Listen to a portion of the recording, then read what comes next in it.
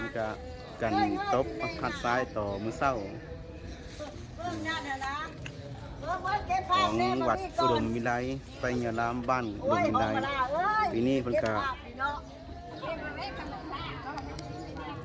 เฮ็ดงามกว่าปีก่อนแต่ก่อนเฮ็ดแบบธรรมดาปีนี้มาแต่งดอกไม้อย่างดีแต่ว่ายังบ่แต่งงามว่าที่สุดแต่ว่าก็งามกว่าปีกายผู้ใดอยากมากับมาขาย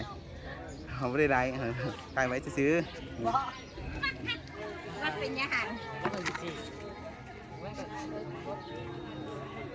เห็นมาเลยก็อยู่ในเมืองเด้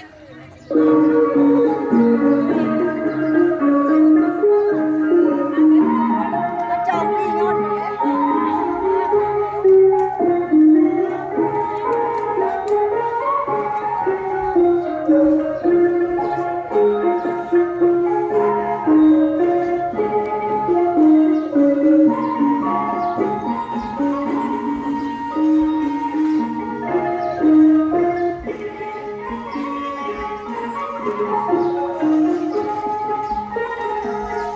อืม